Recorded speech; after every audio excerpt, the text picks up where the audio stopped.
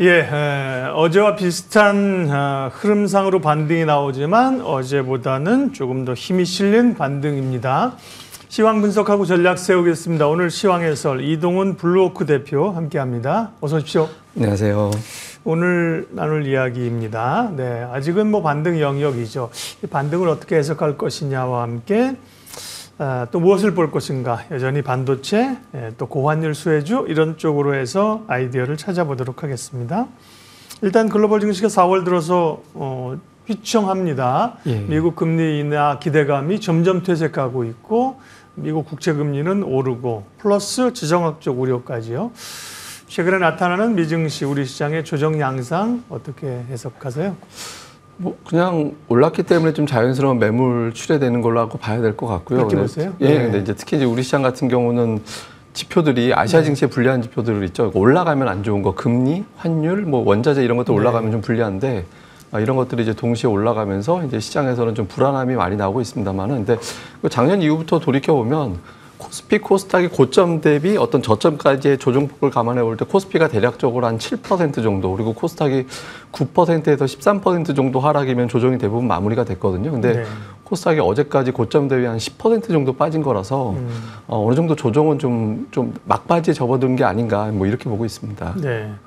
근데 그러기에는 뭐 우려 요인들이 많이 있잖아요. 지정학적 우려에 어디로 튈지 모른다고 하더라도 그러면 이제 금리나 기대감은 뭐 시기가 이연되고 뭐 거의 뭐 오래 못하는 거 아니야 이런 분위기까지 가는데 그거는 시장이 어느 정도 상당 부분 그 우려는 반영을 한 건가요 그러면? 우선은 이제 적응을 어느 정도는 한 것 같고요. 예를 들어서 어제 파월 의장의 발언이 나왔음에도 불구하고 사실은 채권 시장이나 주식 시장이 그렇게 요란하게 반응하지는 않았거든요. 그래서 시장에서 이제 금리를 뭐 한 달에 6번 내린다까지 갔다가 지금은 2번 정도 내릴 것으로 금리 인하에 대한 기대감 자체는 좀 약화되어 있는 그런 양상입니다. 그리고 뭐 인플레이션 같은 경우도 데이터가 지금 계속 올라가는 게 이제 부담이 되고 있다라고 하고 또 고용지표 강하다라는 게 또 이제 시장에서는 불안함을 자극하는 요인이긴 한데, 근데 우리가 이제 고용지표를 잘 들여다보면 정규직 일자리가 늘어난 게 아니라 이제 파트타임 일자리가 늘어난 거거든요. 그래서 순수 고용이 정말 좋은 거냐라고 생각을 해본다라면 그렇지 않아 보입니다. 그래서 제가 보기에는 2분기 중반 넘어가면 미국의 고용지표가 더 이상 좋아지긴 어려울 것 같거든요. 그러면 다시 금리 인하에 대한 기대감이 살아날 가능성이 있다라고 보기 때문에 지금 2차례 정도 금리 인하 기대감이 나와 있는 것보다 더 후퇴할 것 같지는 않습니다. 그래서 국채 금리가 여기서 더 밀고 올라가지는 않을 것 같고요. 또 한 2가지 정도의 징후가 어제 있었는데, 어제 미국 20년물 국채 발행이 있었거든요. 근데 발행 금리가 4.818%였습니다. 근데 이제 그 전날 20년 국채 금리가 4.88%였거든요. 그러니까 그거보다 낮게 됐다라는 거는 국채가 이제 고점이 아닌가, 이런 어떤 인식이, 국채 금리가 고점이 아닌가 이런 인식이 있다라는 거고, 지금 보고 계신 건 뭐냐면 금리 인하 횟수 기대감입니다. 근데 한때 저 밑으로 내려가게 7자가 보이는 게 7번까지 내릴 수도 있다라고 갔다가 지금 1.6 정도에 찍혀 있거든요. 횟수를 또 그래프로 만들어야 되군요. 그래서 지금은 2번도 안 되는 곳까지 줄어들어 있는데, 지금의 어떤 미국의 경제 상황이라든가 인플레이션이 뭐 9% 하다가 3%대까지 내려온 걸 감안해 볼 때 추가적으로 금리가 더 올라가기는 어렵다라고 봐서 제가 보기엔 10년물 기준으로 4.8% 정도면은 이제 피크를 친 게 아닌가 이렇게 봐서 금리에 대한 우려는 이제 정점을 통과하고 있다 이렇게 보고 있습니다. 네. 최근에 이제 불거진 우려들을 추세를 훼손하지 않는 조정으로 보시는군요. 시장에 어쨌든 관심은 물론 뭐 테슬라가 감원하고 주가 하락하고 뭐 이런 얘기도 있습니다만 어쨌든 빅테크 AI 반도체 기업들의 동향을 가장 중요하게 보잖아요. 이제 어제 우리 장중에 이제 ASML이 실적 발표하면서 부진하게 나왔고 ASML이 어제 한 7% 밀렸죠 미국에서 얘기하는데, 그리고 엔비디아도 3.9% 밀렸는데 ASML은 뭐 우리가 잘 알고 있는 것처럼 뭐 갑 같은 을로서 그렇죠? 부품주인데 거기 장비 살려면 이제 줄 서고 가서 잘 보여야 되는 상황인데, TSMC 얘기도 좀 이따 하겠지만 ASML 실적이 이렇게 안 나오는 이유는 뭔가요? 우선 이제 ASML의 실적의 특성상 그러니까 미리 주문을 받아야 되잖아요. 워낙 전 세계에서 가장 비싼 장비를 파는 업체다 보니까 이제 미리 주문을 받아야 되는데, 지금 반도체 업계의 생각을 해보면 재고가 이제 빠지면서 그게 반도체 가격을 끌어올리는 구간이거든요. 근데 재고가 빠지고 있는 과정이다라는 거면 새롭게 제품을 만들 만한 이유는 아직은 없거든요. 그러니까 반도체 가격이 올라가고 있다는 건 좋은데 새로 제품을 만들어서 적극적으로 생산을 늘릴 단계는 아니다 보니까 ASML에다가 주문을 그 비싼 장비를 미리 주문 넣기는 조금 어중간한 그런 타이밍이거든요. 근데 이게 아마 뭐 회사 측에서도 이미 밝혔습니다만 올해 하반기 정도에서는 다시 좀 턴으로 돌아설 것 같다라고 밝혔듯이 재고가 어느 정도 소진이 되고 나면 이제 하반기 이후부터는 다시 ASML 실적, 주문량, 수주량 이런 것들도 같이 좋아질 가능성이 높기 때문에 지금은 좀 우려, 그러니까 반도체 업황에 대한 어떤 우려 이런 것들이 먼저 불거지긴 했습니다만은 재고가 빠지고 있고 뭐 HBM이라든가 최근에 D램 가격 회복이라든가 이런 것들에 대한 어떤 기대감을 완전히 훼손시켰다라고 보기는 어렵거든요. 그래서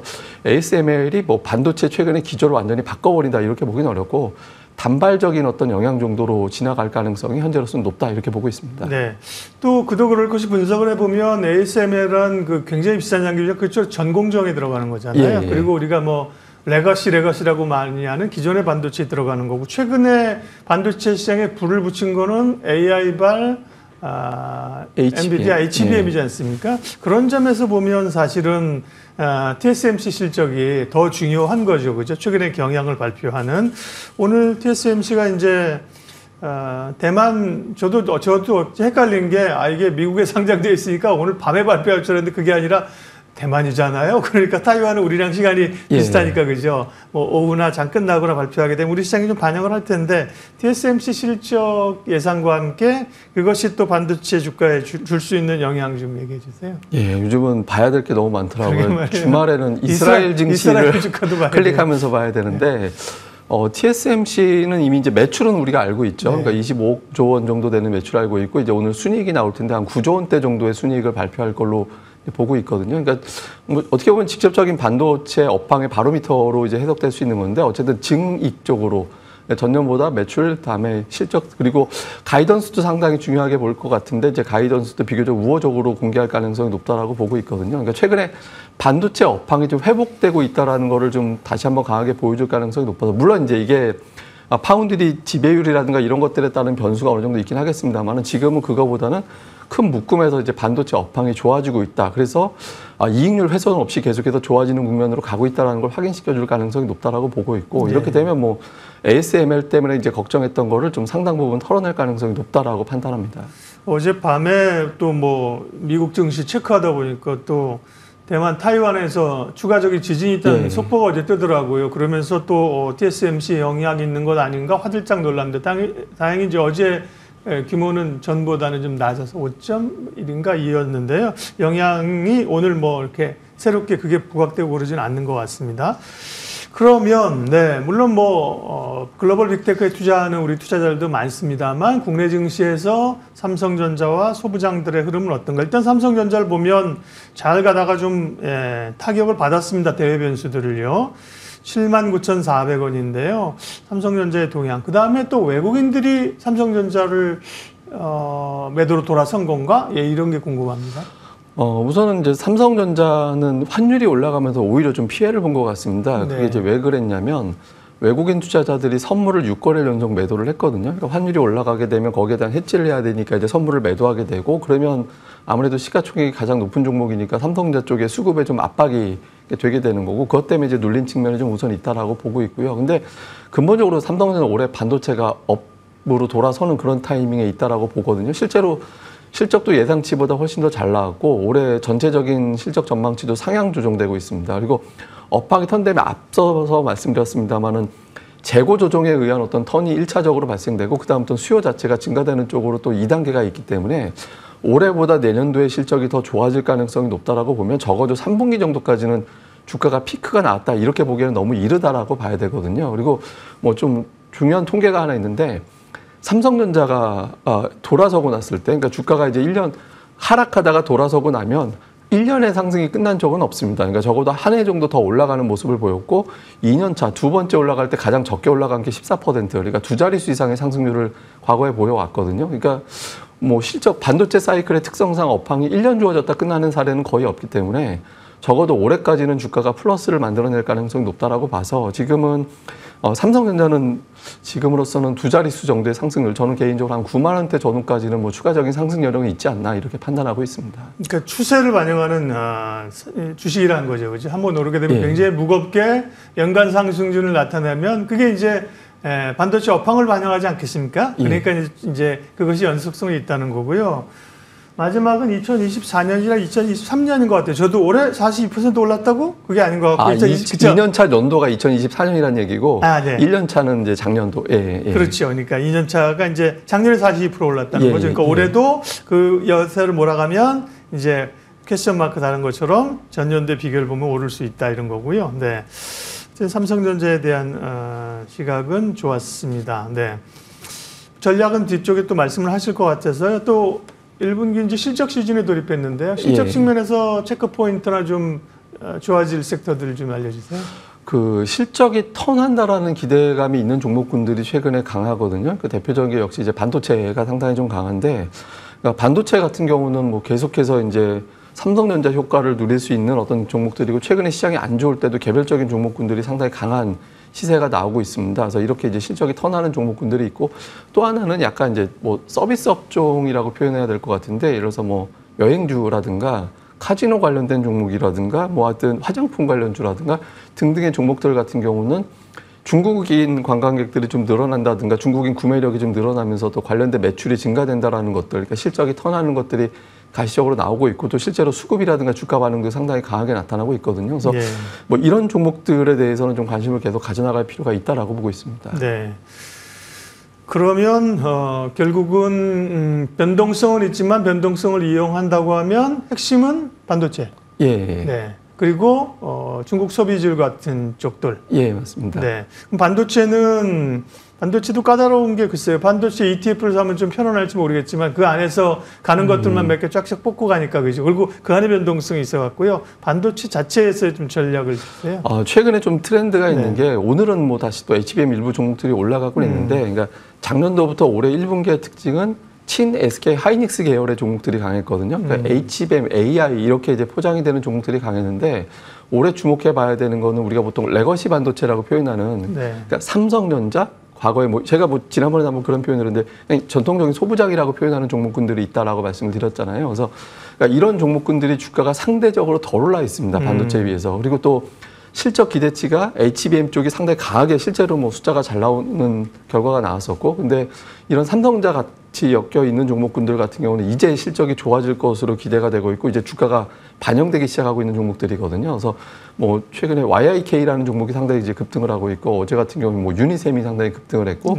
이런 식으로 삼성전자 또는 이제 레거시 반도체로 분류가 되는 일반적인 반도체 종목들을 지금은 오히려 더 주목해 봐야 되지 않나 이렇게 보고 있습니다. 네.